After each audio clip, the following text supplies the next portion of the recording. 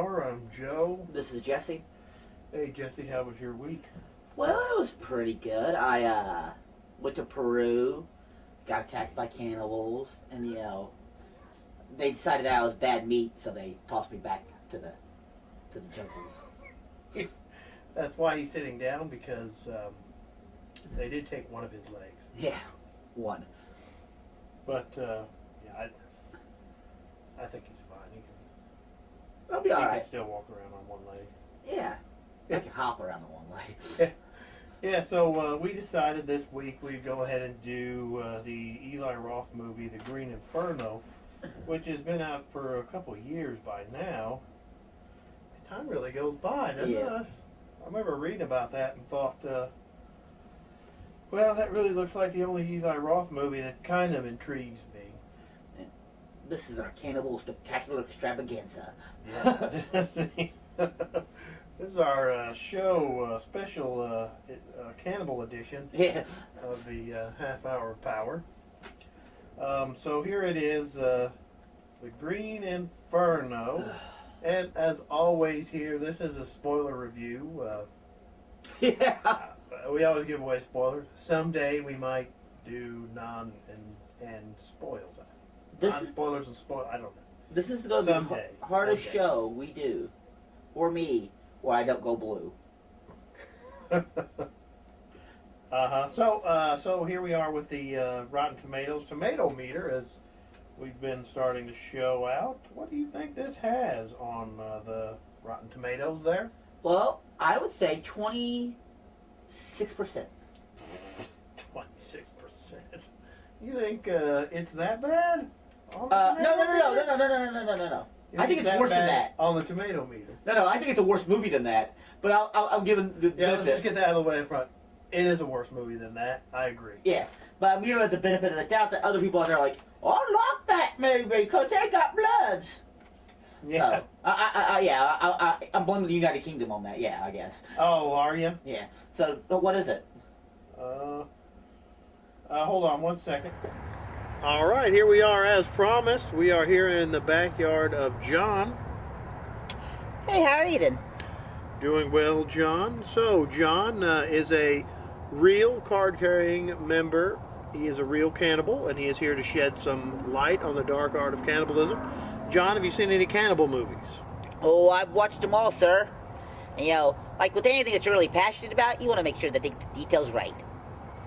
Okay, well, how do you think the Eli Roth incredible masterpiece, Green Inferno, did in its portrayal of cannibals?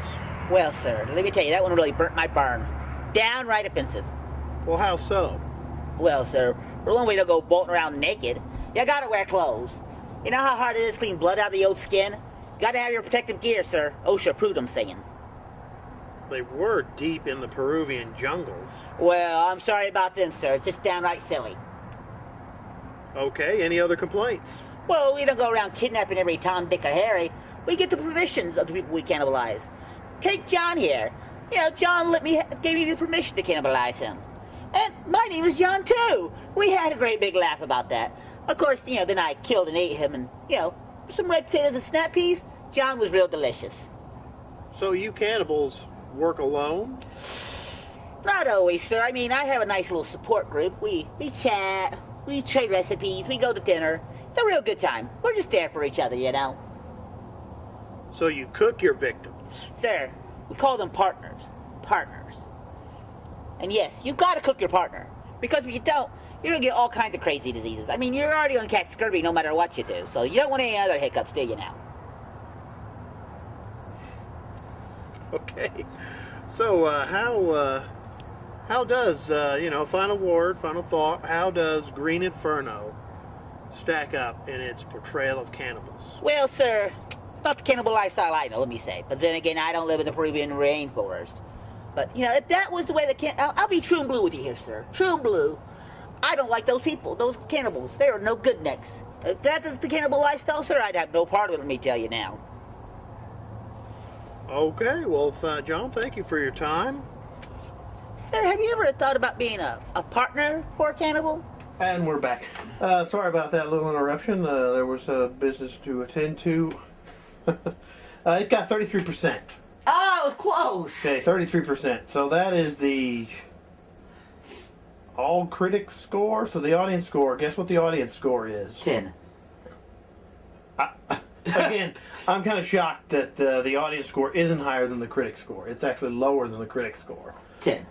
It's 30%. Ah. They're right, really neck and neck there. So here we have Eli Roth's new movie. Well, not new anymore, but a couple of years. Mm-hmm. So The critics. I've never understood this. Eli Roth, the first movie I remember him directing is that Cabin Fever, right? It was Cabin Fever. Yeah.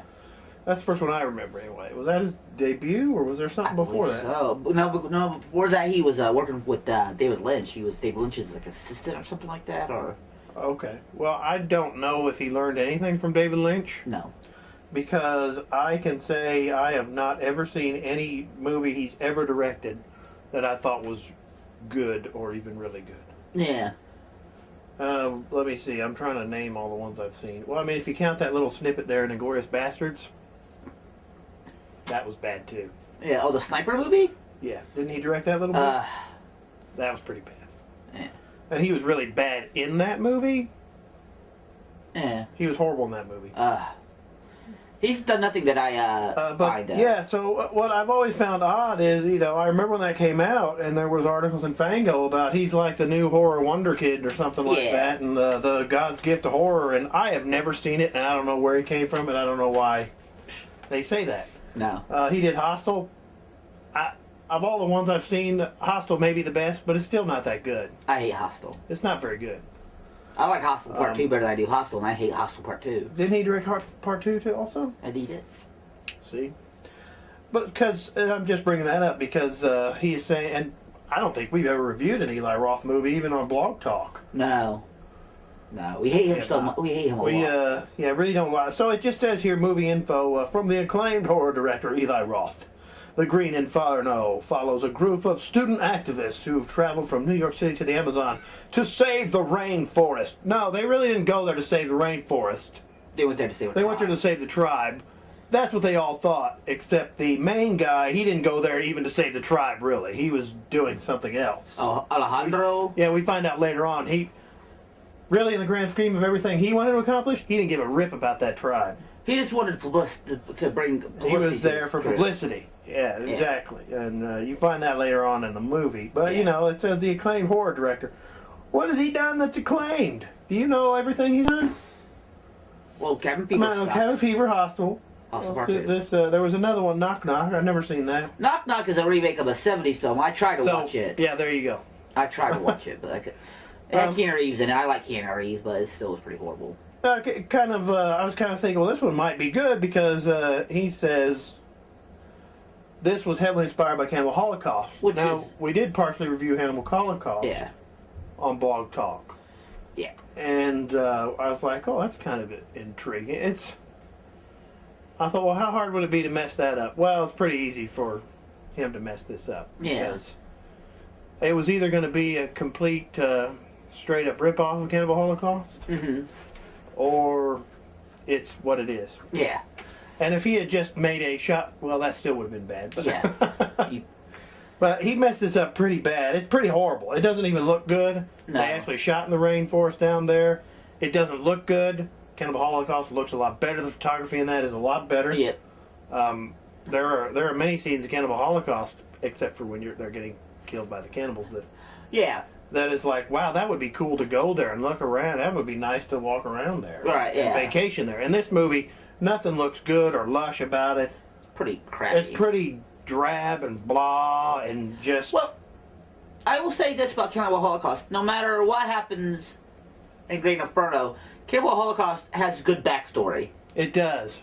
To the movie, because they thought that those people were actually murdered, those actors, and they took the director to court, and he had to bring the actors to court to show them they were still alive. Yeah. So he means not the backstory of the characters in the movie, but the making surrounding the movie and everything around the movie is interesting too. And then you watch the movie like, oh, okay. It's not a bad movie. And yeah, it's not. It's not a bad movie. It's I mean, if you don't know, it's technically the first found footage horror movie. Yeah.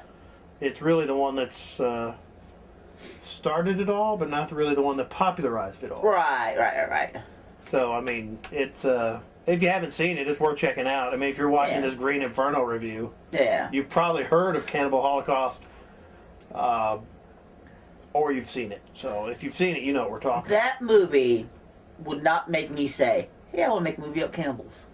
Yeah, the main characters in that movie that were killed by the cannibals, they're horrible people. They all deserve to be eaten by cannibals. They deserved it, and you wanted them to be eaten because they're terrible, terrible people. And it's interesting, the story of the guy sent to find them. Yeah. He finds out along the way how terrible these people actually were. Right. Which, and in turn makes you think, well then, those cannibals aren't bad people. Because they ate those people. But in this movie, those cannibals are dinks. They are. Dinks. They are.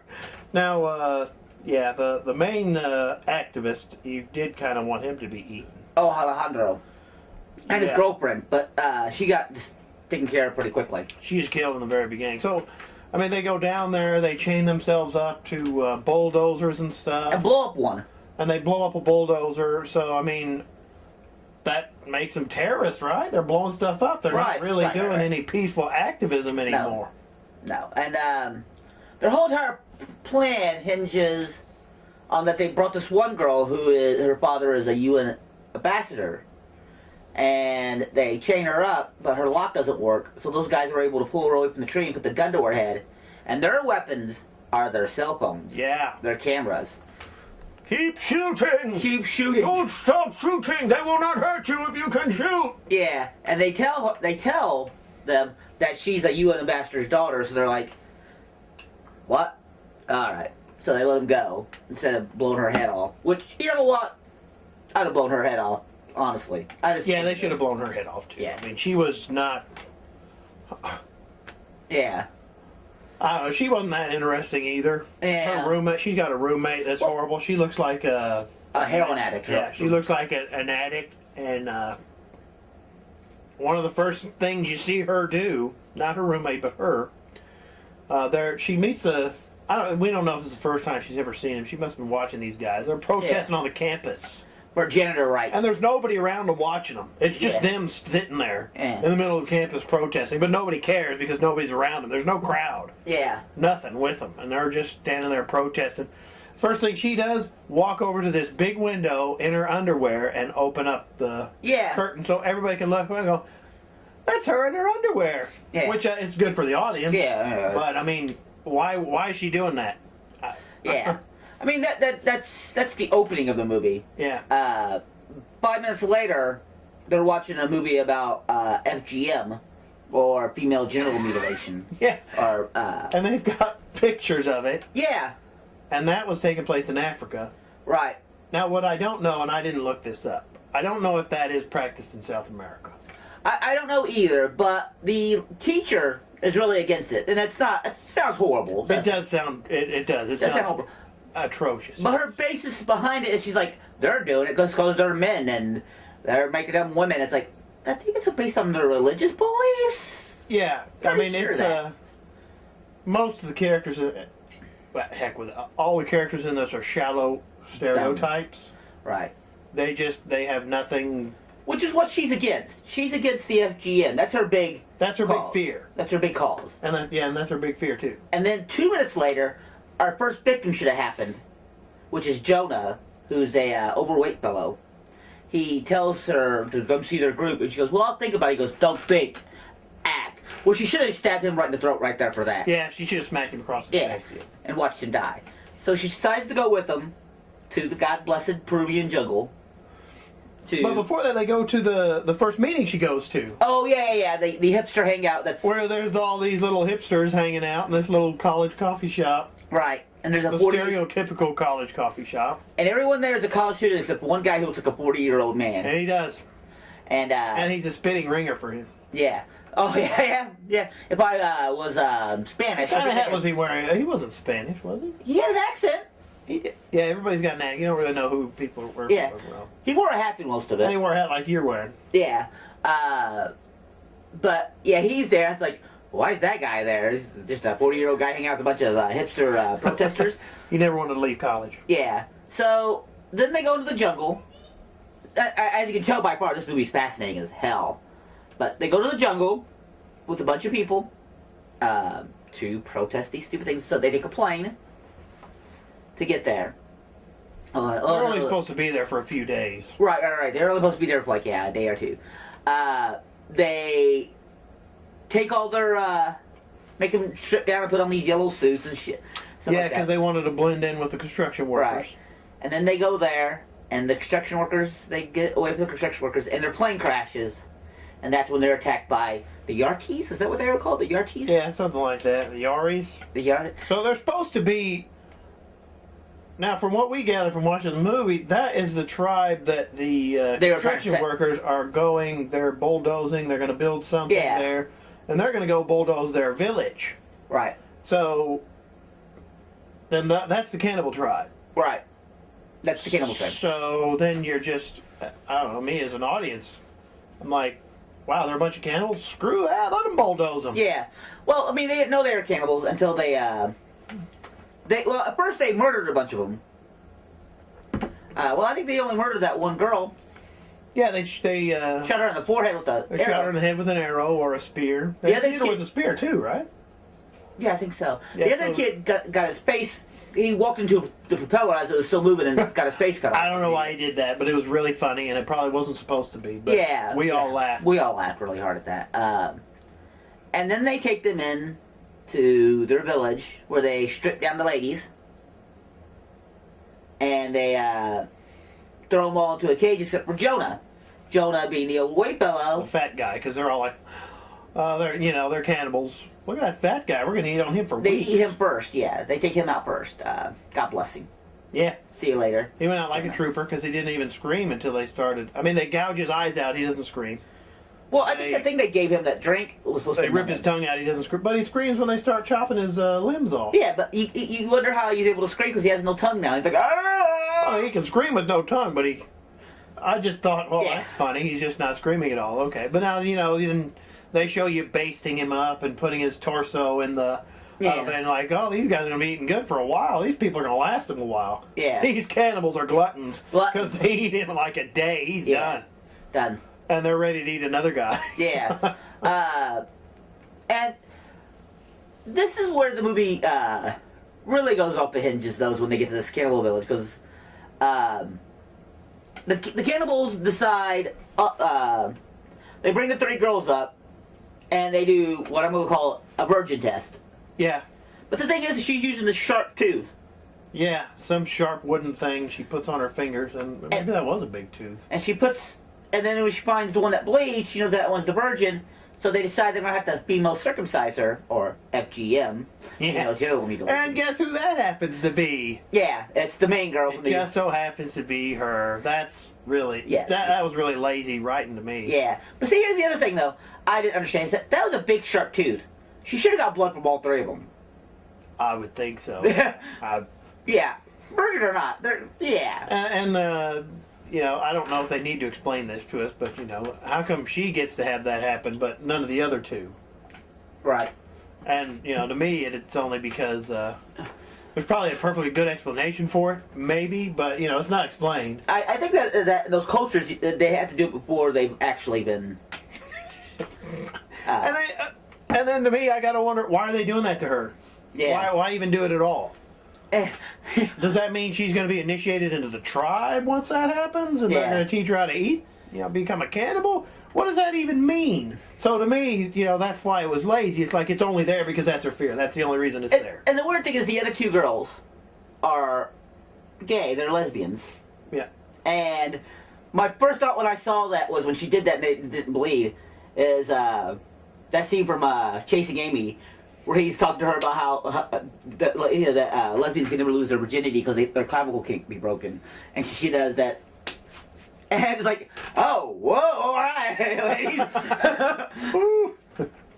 all right then. Yeah. So anyway, we see them in the pig cage for a few days. Now Alejandro is saying, all we need to do is wait.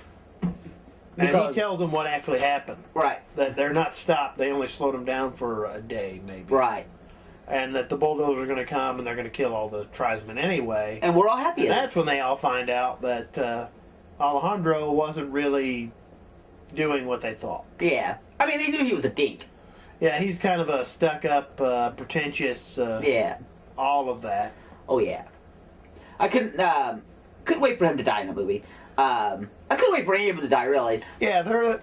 But my favorite scene in this movie, which I do have a scene where I was like, oh, that's a good scene, and this is it, is that the redheaded woman breaks out, and they see her and she runs to the boat, and they don't know if she survived or what happened. Oh. And they bring them bowls of food, and Alejandro tells them there are pork swellings, so they're all eating them. And this redheaded girl had tattoos all over her body, so when the girl gets to the bottom of the bowl, there's a piece of her skin with a tattoo on it. She goes, smashes the bowl and just cuts her throat. Yeah, she's done. And she's done. And it's like, oh, that's the smartest person in this movie, I That was the think. way to go, yeah. Yeah. That was the way to go, because you can't escape because they're guarding them. Yeah, That's probably why they made it so they could actually escape through one hole, so they could shoot them. right. And this leads to probably the dumbest plot they had to escape, which is they took Junie from Spy Kids. He had some weed stuck in his boot. Yeah. I'm not. It's in a baggie. I'm not kidding. It's this big. The bag is that big. Yes. And they shove it down her dead throat. Because they think, they're going to eat her next. They're going to eat her next, and this will get them all high. For one thing, this wouldn't get one person high, probably.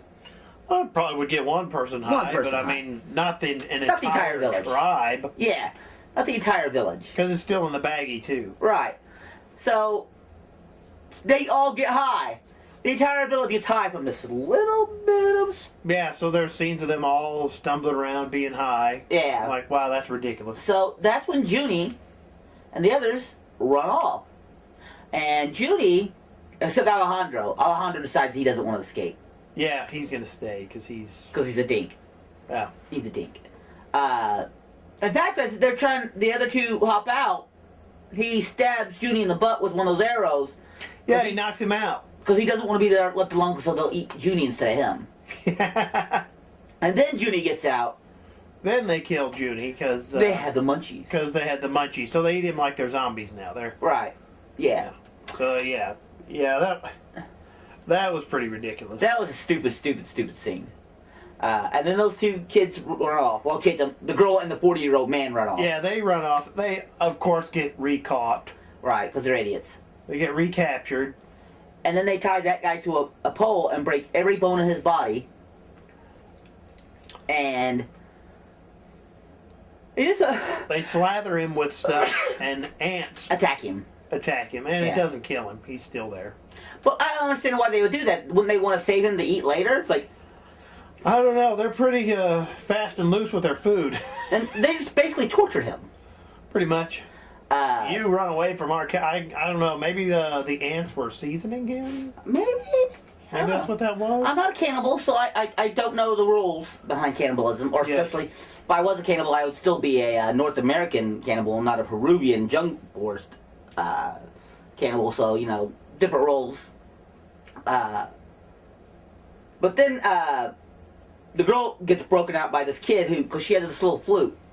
Yeah, she was trying to connect with this kid. Yeah, with the flute. By blowing on a flute. Now, she was, did we already say she was tied up and getting ready for her yeah, they're getting ready to get the old They were going to go ahead and mutilate her. Right. So that kid helps her escape. Well, because what did we say? The tribe realized they needed to fight the construction company because they were close. Right. They were there. So they all run off. But they're still going to... She's still stuck there going to be mutilated. Right, so that's when the kid breaks her out. They let the girl who looked like she ate the most people there with her. Big old lady. The big one. And he breaks her out, and when they're running out, she's going to untie the 40-year-old guy. But all his bones are broken, and he just says, kill me. And that little kid killed him, right? The little kid stabs him. If all your bones are broken and you've been bitten up by ants, yeah, you're not going to be able to travel. Yeah. Your travel plans are done. You're done. You're going to need to be airlifted out, and that wasn't going to happen. Right. So he gets her out, she gets rescued. And as she gets rescued by those same construction workers. Yeah, and they remember her, and of course they're pissed at her. Yeah, well, yeah. They should be, 'cause, you know, you blew up some of their equipment. You screwed up their work. Now, God bless those construction workers. They shot a lot of those cannibals. They're killing the cannibal. And, you know, you get to that scene and you're kind of like, Kill them all. is he trying to say we should feel for these native cannibals or nothing? Because there's nothing good about the cannibals at all. I mean, No. they live in the rainforest. Okay. Sure. All right, they live in the rainforest. Not good to see the rainforest be destroyed, but you got some cannibals there. Let's get the cannibals. Yeah. Well, see, here's the thing. If they were just regular folks eating... Because they had cows, they had pigs. They did. They had chickens. If they were sitting there eating those things, God bless them. I agree. Let's not destroy their home. They lived there for millions of years. Yeah. Let them have it. But they're eating other people. And, you know, they know that... They knew there was a crash. They knew those people needed some help and they were in distress. Even if Yeah. they didn't know exactly They didn't care. what the plane was. They didn't care. They're just like, dinner. Dinner. Eat them. I mean, it wasn't like ritualistic cannibalism or anything like that. Yeah. Human, it's what's for dinner. It was just, yeah. So, yeah, you don't really feel sorry for the natives, No. those natives, at all. Murder them all. I kind of felt sorry for the construction crew. They Yeah. were just guys doing some work, trying to make a living, And they killed one of the construction workers. and they killed those guys. Yeah. But those construction workers got their security force started wiping them out. God bless them. Yep. Now, she, of course, gets rescued. Right. Now, this is odd. I'm like, I don't know how you can do this. She's sitting there Right. being debriefed. Mm-hmm. I guess that's by the UN. By her dad and Her dad in the UN, and she says she didn't witness any cannibalism. Everybody else she was traveling with died in the plane crash. Right. Nothing bad happened to him at all. I couldn't do that. No. I don't know why she did that. That was atrocious. I tell you, they're all cannibals. They were going to do this to me. They did it, blah, blah, blah. Yeah. They were horrible. Wipe them out. My thing would have been, I sit there and I'm like, I want to learn how to fly a plane so I can be the one who napalms their ass out of Yeah. existence. I'm going to fly back there and do that because they're going to do that to me. Yeah. Yeah, so I don't know why she did that. That was just bizarre. Right. It made no sense whatsoever. And so then there's an end credit scene, so maybe he was trying to world build. Yeah. I don't know. Maybe it was a mid credit scene. It wasn't world building, it was sequel building. Sequel building. But I mean, nowadays when people do that, they all say it's all world building. Right. He's cinematic universe building a cannibal. Here's the thing. If you want to do one of those sequences to build to a sequel, you better do it where it's like, I want to see that movie. Yeah. Okay. She left Alejandro behind and she told him that Alejandro was dead. Yeah, she did. She said Because- nobody else was there. They had a chance. Before they lifted her out, they would have gone back to get him if she told him he was there. And she said no. Which, God bless her, that guy's a dink. He deserves to be eaten by cannibals. Yeah, he did. He was pretty, yeah. Yeah. Because he grew worse and worse and worse with each growing scene after you found out he was Yeah, dead. because you find out his plan. He didn't care about the rainforest really. It was all about publicity. He didn't was willing to save let Judy be anything. eaten. He let everybody else die. He Yeah. didn't try to do anything at all. Yeah. And there's that scene where he was just started to jerk off. He just started, yeah. Because it was a stress release. What's her name died, right? That was right after she slit her throat, right? Yep. He just started jerking it. Yeah. Because he says that it's Gonna relieve stress. I'm really stressed out. right. It was stupid. It was so stupid. So this credit sequence, she gets a call from Alejandro's brother. She goes, "We need to talk. I've seen some satellite photos." Which I don't know how this woman got satellite photos. Yeah, how'd you do? I mean, you can get it. You can do it on Google Earth, but this looked like a really, really specific. Yeah. Because he's staring up at it. I mean, Google Earth, you'd have to put latitude and longitudes in. Yeah, you'd be searching quite a bit. Yeah. But in the photo, they show us he's staring at it. He's staring Like up at he's it. looking at the satellite. Yeah. Where's the satellite photo going to be taken of me? It's like, I don't want to see another movie with this guy in it. No. No. I mean, I'd ever watch a Green That Inferno was 2 true. sequel. So, I mean, we just ran through it a little bit about what we thought was really bizarre about it, but look at this. Who liked this? So here you go. Yeah, The Green Inferno is a movie you'll never likely feel the need to revisit, though it must be seen to be experienced, and that experience will linger with you. I don't understand what that. I mean, there's Cannibal Holocaust is better. You know, we named Cannibal Fear Act is not. It's not that good, but it's better Yep. than this. There's the plenty of other cannibal movies that are a lot better. Silence of the Lambs. Silence of the Lambs better. Texas Chainsaw Massacre. I was specifically trying to think of Jungle ones. Jungle Cannibal. I think there's only 3, Joe. I'm sorry. I think there's one more, and they're like Cannibal Women of. Eaten Alive. No, yeah. Eaten Alive. That's the Gator movie. Yeah. Okay. So yeah, Green Inferno is not exactly a feel-good film, but it gets a very particular job done.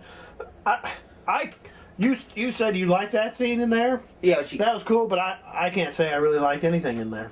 Yeah, I thought I only thought it was a good scene because it made me laugh, which Yeah. I guess that shows the strength of him as a filmmaker that he can make a suicide scene funny. Although I don't think he was trying to. I think he was trying to make a horrific. No, he's trying to make. This whole movie, he's trying to make some big giant statement about ecology and social justice and all this, and he's trying to set it in the backdrop of cannibalism. I don't think that's what Rodarto? What? Cannibal Holocaust director's name? Ruggero Deodato. Deodato. I combined his first and last name. Yeah. I don't think he was trying to do that. I just think he was trying to make a movie. Right. I mean, he was collecting a paycheck, of course. Yeah. So I just think I think you can stray quite a bit when you try and force that into your movies like that. And some people might say, "Well, it's a movie about the rainforest. You got to at least do that." Yeah. No, if you want to do that, make a documentary. Right. Don't try and set it against this kind of backdrop because every single person, every one of them looked like a bunch of douchebags. Yeah. Yeah. They all looked. They all came off to me as pretentious, uppity. Yeah. And it really turned me off to any kind of activism. She was an activist, and her and Jonah, the fat guy, had a conversation earlier where she guys like they should send in the military and wipe out all those people who are doing FGM. But yeah, at the end of the movie, she is fighting against that. Yeah. So yeah, that tribe does practice something she really thinks is horrible, but she lets them keep doing it. Yeah. Because, they're I guess she's like, I'm just... That's okay. I guess she thinks it'll protect the rainforest. Here's the thing. Here is the thing. Alright.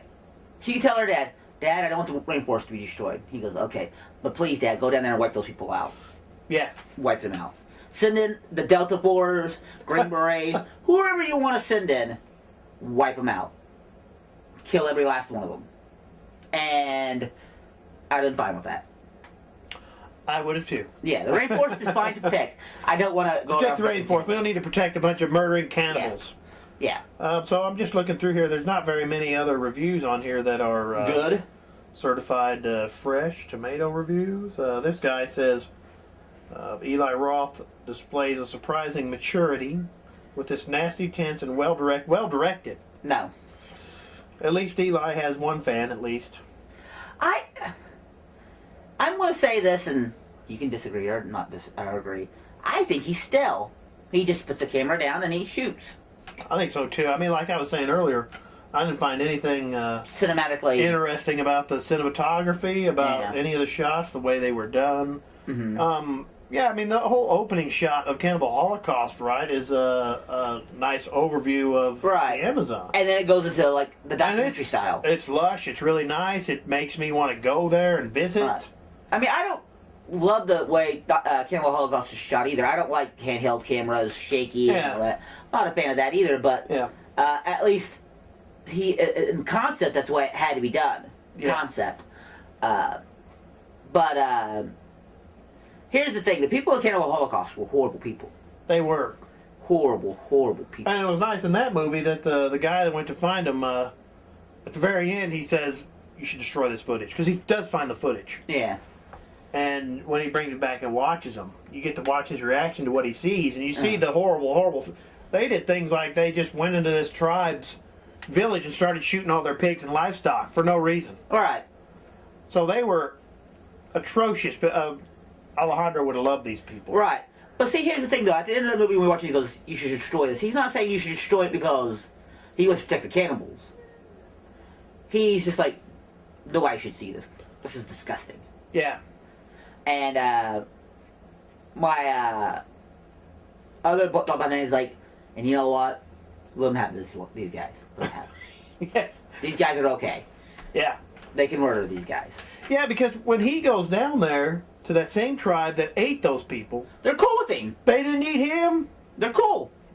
They let him come in, they let him take the footage, and they let him leave. It was cool. Yeah. If he went to this tribe in the Green Inferno, He would have got eaten. they would have eaten him. Yeah. No. They They would have eaten him, his guys, everybody. Yeah. But that's a newer trend. No, not a newer trend, but it's a trend that in movies, these what they call torture porn movies, is that you're like, man, why is this person being tortured? They're a nice person, or they're all right. I don't want to watch this good person suffer for 2.5 blessed hours. Yeah.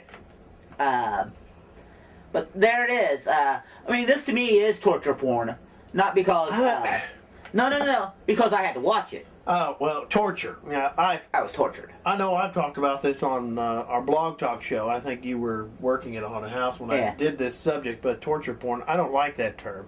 Yeah. I don't understand that term. It's this it just seems like that label popped up around Saw. right. And there's plenty of movies like Saw well before Saw. Right. Like I said, it's really, not a new trend. Yeah, it's not. It's not at all. But the difference is that they're actually being, I guess, more or less tortured in a. And Green Inferno. No. The reason that's, like I said, torture is because I had to watch it. This is the first movie because you have said many a time, hey, we should go watch this, and I have said, dude, that movie's crap. Why would you want to watch that? So we could do a show about it. And we watch it, and I've never thought, when I get back home, I'm gonna murder children tonight. This movie here, I really thought, I'm gonna kill him. He's dead. Well, in my defense, he knew Eli Roth directed it, so he knew it wasn't going to be good. I had no hopes for it either. I had like this much hopes for it. Yeah. So I see we're running out of time here, so I think we all know our verdict on it. I will. One last thought. What are you going to say? This movie not only ruined ruined itself, but now I can never watch another Spy Kid again. Yeah, there was a atrocious scene with him in it, and there's always sometimes these scenes in movies like, why was that? Why would you even shoot that like that? Yeah. You could shoot it in a different way and still get the point across. Why would you even do that? Yeah. I saw that kid. I watched him as a child grow up. I don't want to see him in any kind of. Yeah, you can watch the movie and see what he does. Why they didn't need to shoot it the way it was shot in it either. And final thoughts. My final thought is, our criteria is: would you see it in the theater? No. I would actually burn the theater to the ground that showed it. Would I watch it on video? No. I would burn down the red box where I rented it from. Would I stream it on Netflix? No. But you did stream it on HBO. I did stream it on HBO now. That is only because you wanted to watch this movie. Just seemed like a good in-between show right now. Yeah. There's nothing much coming out that I really wanted to run out and see. I mean, I'm going to say this. You should watch it and be tortured like we were. Yeah. Watch it and suffer like we suffered. And I think it's really all there is to say. But I think the other thing, Cabin Fever came out in 2003. All right. This movie came out in 2015. Mm-hmm. That's over 10 years of Eli Roth making movies. He's never made anything good. I don't think he'll ever make anything good. All right. If one day he does, I will congratulate him and say, good job, guy. But until that time comes, he ain't won me over yet. He is not a acclaimed horror director in my mind. No. Maybe someday. Maybe he's got to do all these mistakes and do all this stuff before he gets to that good one. Yeah.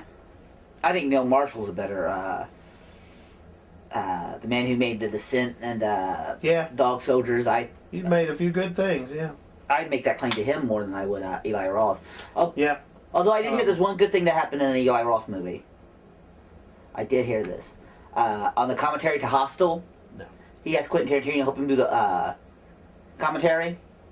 And there's a scene where they're pushing like this cart with body parts on it, and a hand falls off, and it gets caught in the wheel of the cart, and Quentin Tarantino goes, "Look, a handbrake." That's it. Dad, his career's over. Yeah, it is. All right. All right. Well, thanks for watching, and we'll see you next time.